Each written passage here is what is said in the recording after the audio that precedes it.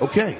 Hey, we're live here at CPAC. This is Charles Butler, and I have with me a guest that you hear often, Dr. Cohen from the National Center for Public Policy Research. Welcome to the show, Bonner. Well, good morning, Charles. I'm glad to be here. Well, you know, it is an interesting group of folks here, and I guess the president is going to be in at 10 o'clock in another hour.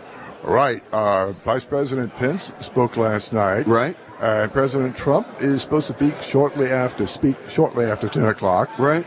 And I think he's going to put on quite a show. No question. No question. He skipped this last year. I came here specifically to see Donald Trump, and he skipped. Yeah, it was a last-minute decision. His campaign wanted him elsewhere. Right. And he was here 2 years ago. I saw him speak then. He was here 3 years ago. Right. And but I'm sure he will be accorded a very warm welcome. No question. No question. You know, I was on a show this morning, and people were talking about Donald Trump's agenda, and he's doing exactly what he's supposed to do. And specifically, they were talking about the private prisons. Are you familiar with that topic at all? Yes. And, you know, and they were talking about all the money that was spent in Donald Trump's inaugural, because, you know, these people didn't support him when he was running. But, you know, after he won, of course, the money comes out. But, you know, my position is that we need to get private prisons out of the incarceration business. Another thing that I would like to see, Bonner, is I would like to know and see how many congressmen have stock in these private prison companies. Oh, that's an interesting question. Oh, yeah.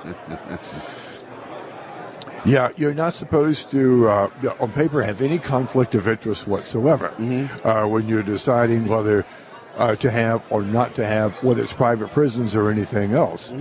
But if, in fact, you are an advocate for private prison and you have a financial stake in private prisons, you should actually recuse yourself from voting. Well, then no one would vote. No one would vote, exactly. Yeah. You know, because, you know, and now since Donald Trump is in, and we're talking about business, they're always looking at conflict of interest with Donald. It really ticks me off. You know, yesterday, you know, let's kind of segue. It says here, why global elites have reason to fear the rubes, Brexit, Trump, and more to come. Interesting. Oh, yes, because what you can see happening, it began in the UK last year with the historic vote to leave the European Union, followed a few months later by the upset election of Donald Trump. There are also movements underway in Italy, France, and elsewhere. People realize that the status quo benefits, guess what? The people who are running the show in the status quo. The elites in the world are doing very well. The regular people are not. The system is rigged, and in that sense, both Donald Trump and Bernie Sanders were right.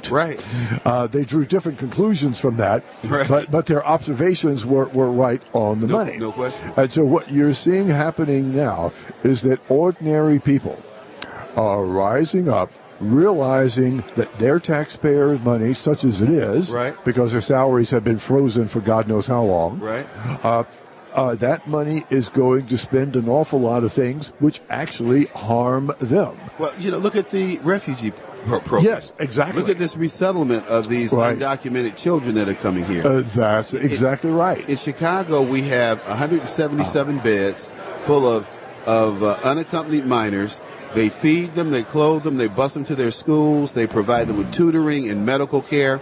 Don't you think that would go well for some black kids and brown kids on the south and west side of Chicago?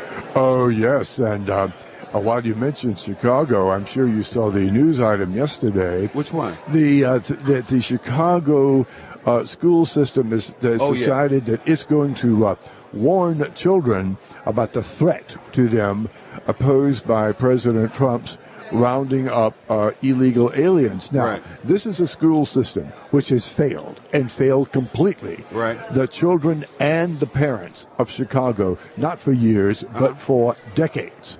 The children are not being taught to read, write, to do anything at all. That's right. And so the powers that be there can do nothing else but all of a sudden try to divert attention away from their own failure and cast an unflattering light on Trump's decision to remove people from this country, many of whom, well, if they're here illegally, they're breaking the law. They're breaking the law. Yeah, period. Yeah. And then on top of that, some of those are guilty of felons, and they should be thrown out of here. But, you know, by the way, if you come here and you're breaking the law, it says something about who these people are. Oh, yes. They're not immigrants who came in the country to be Americans. They came in and they're bullying us, and they're telling us and thumbing their nose at us and telling us that we need to accept them and shut up. And I'm tired of it. Right. And I think, this is part. Yeah, people everywhere are getting tired of this.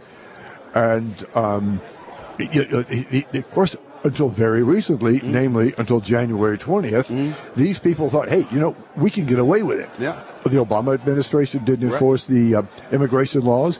The Bush administration didn't enforce immigration laws.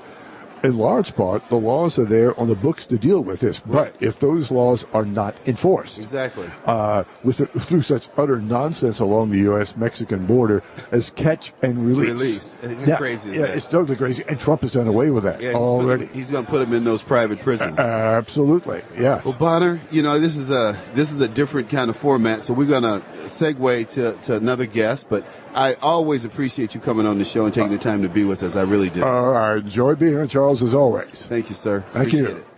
That's Dr. Bonner Cohen, Senior Fellow from National Center for Public Policy. Thanks again, Bonner. Okay, Charles. Okay. See you soon. Okay. We're going to bring on Frank Finuccio.